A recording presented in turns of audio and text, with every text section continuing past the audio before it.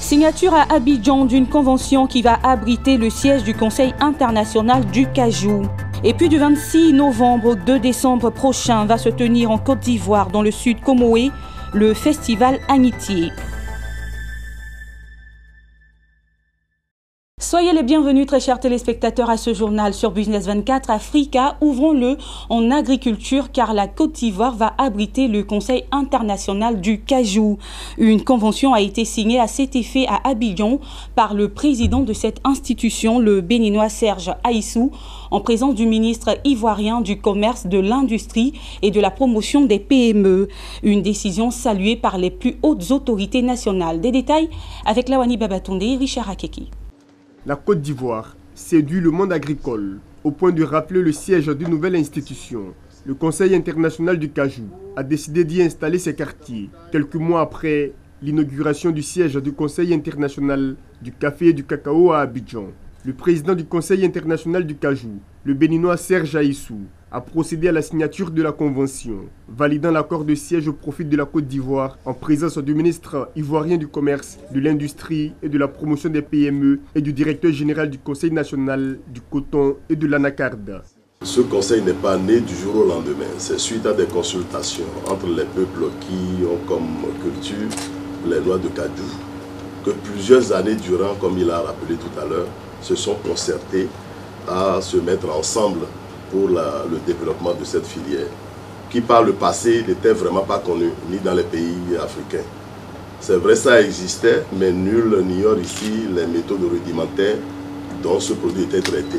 Brûlé simplement à la main et puis mis sur le marché, nos marchés locaux. Mais avec le temps, ce produit a commencé par prendre d'ampleur, à dépasser les frontières, et ça a été cultivé aussi dans d'autres régions, même en dehors de l'Afrique. En acceptant que le siège de cette institution de promotion du cajou soit installé ici, au bord de la lagune de Prié, en Côte d'Ivoire. C'est une marque de conscience et de confiance, et c'est également une marque de considération. L'État de Côte d'Ivoire, comme il vient de le faire, respecte ses engagements. Nous avons dit que nous allons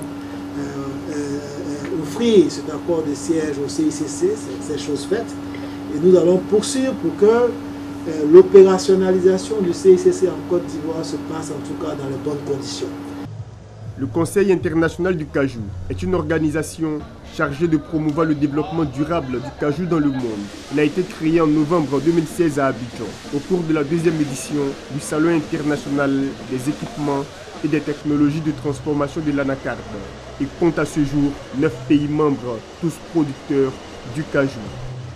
CIETA 2018, Salon international des équipements, des technologies de la transformation de l'anacarde, a enregistré la présence de 20 équipementiers, dont 17 nationaux. La SOTIC, Société de travaux d'ingénierie et de consultance, fait partie des entreprises ivoiriennes qui ont présenté au cours de ce salon leur expertise sur la transformation de l'anacarde. Une expertise qui aura rencontré l'assentiment du commissariat général du CIETA, décernant ainsi à la SOTIC 2 trophées. Hervé Blayon, Lucien Sbokoua et Richard Akeke nous donnent plus de détails.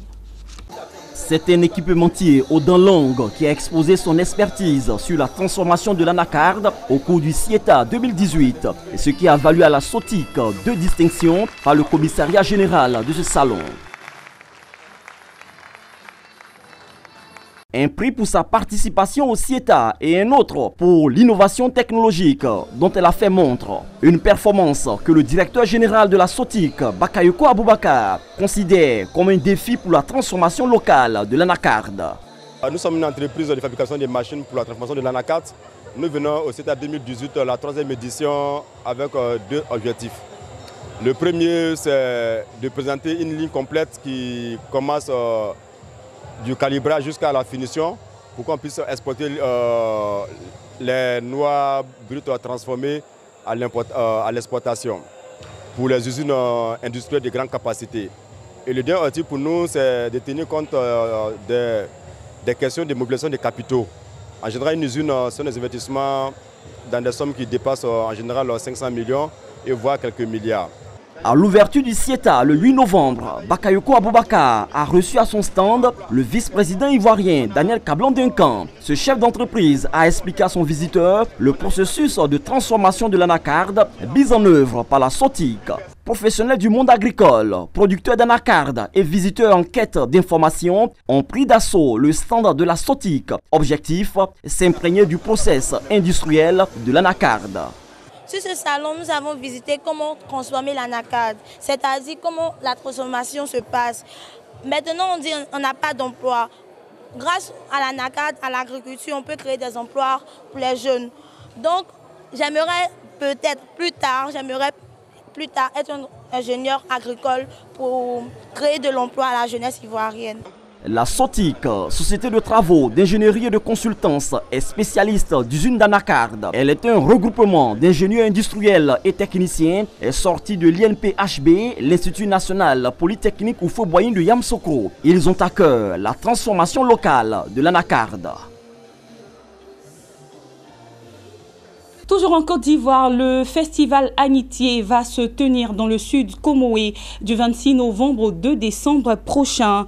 Une semaine de rencontres, d'échanges et de partage culturel et économique entre les peuples allogènes et autochtones. Le point dans ce reportage signé Lawani Babatunde et Gilbert Lyon.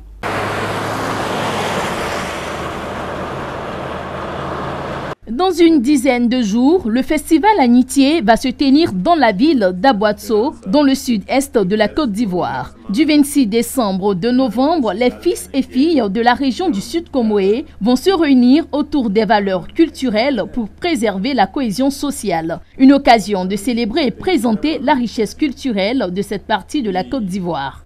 Anitié, c'est un peuple émancipé parce que ce peuple était là au commencement de la Côte d'Ivoire, au commencement de la colonisation, au commencement de la modernisation de la Côte d'Ivoire. Chaque festival, et c'est l'innovation majeure, nous mettrons en valeur, nous mettrons en exergue deux de nos communautés pour les faire connaître suffisamment en demandant aux autres d'attendre leur tour. Et je crois que nous sommes tous d'accord pour qu'il en soit ainsi.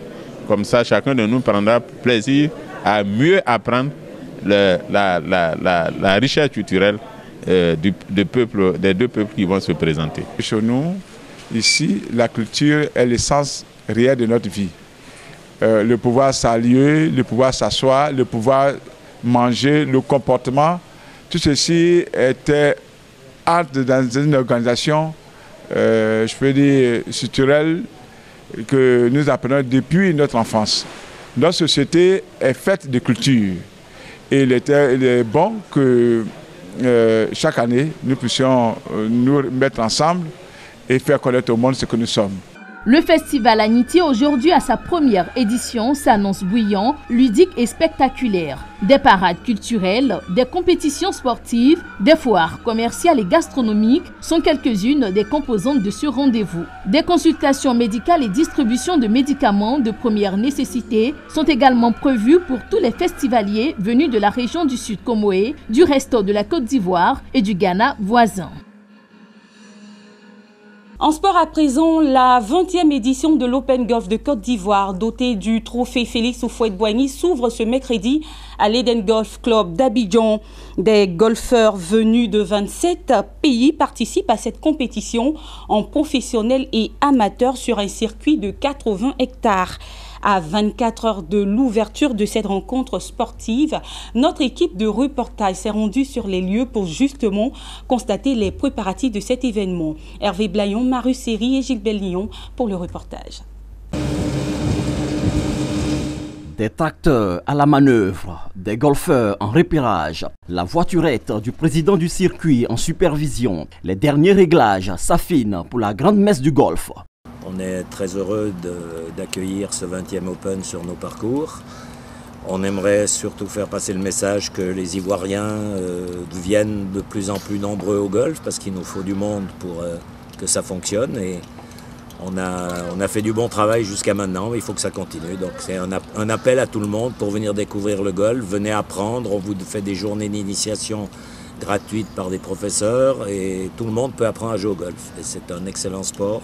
Pendant 4 jours, le 20e Open de golf mettra en compétition des joueurs en provenance de tous les continents sur le magnifique parcours de l'Ivoire Golf Club. Ils compétiront tant professionnels qu'en amateur, avec à la clé la somme de 37 millions à gagner. Il y a l'Open qui est arrivé, on prépare l'Open en plein esprit aussi de concentration.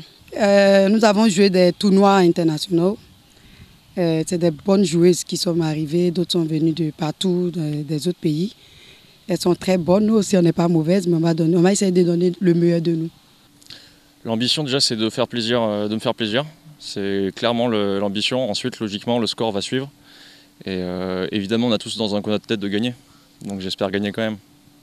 Alors les atouts, c'est que ça fait 20 ans que je joue au golf et je pense que j'ai un bon niveau tout court et j'ai joué en fait quand j'étais jeune en Guadeloupe et l'herbe était similaire donc je ne suis pas tant dépaysé que ça par rapport à l'entretien du parcours. L'Ivoire Golf Club, c'est mon jardin, je joue ici tous les jours, toute l'année. J'ai cet avantage de connaître les coins et recoins du parcours, les pièges à éviter. Du côté de la Côte d'Ivoire, l'équipe est en rodage. Le coach Francis Jacquemin dit avoir multiplié les techniques et la stratégie de jeu afin de faire la différence face à des adversaires expérimentés. Pendant la préparation, donc moi je suis là depuis une semaine, depuis la semaine passée, pour travailler avec eux tous les aspects du jeu, donc le petit jeu, le long game, le middle game qu'on appelle ça, donc le jeu sur le fairway. Le niveau est très bon parce que les Ivoiriens sont des joueurs très solides. Il faut travailler, la seule différence ici c'est qu'il faut travailler plus le mental, la stratégie de jeu, ce que je travaille avec eux. La Fédération ivoirienne de golf veut faire de ce tournoi une épreuve mondialement connue et appréciée. C'est pourquoi elle a prévu un contenu consistant et riche pour célébrer le talent des golfeurs. Ce 20e Open, ça s'inscrit dans une longue lignée. C'est-à-dire qu'il y a eu premier, deuxième, troisième. Il y a eu des problèmes après la disparition de feu le président Félix Houphouët-Boigny. Et maintenant, nous renouons avec ce passé glorieux-là. Nous attendons beaucoup de joueurs étrangers qui viennent de toute l'Afrique, de l'Europe, qui vont s'affronter pendant les 4 jours, jeudi, vendredi, samedi et dimanche, sur ce parcours que vous avez eu l'occasion de visiter. Que les Ivoiriens, les Abidjanais viennent assister à ce que c'est qu'un tournoi de golf, l'entrée est gratuite.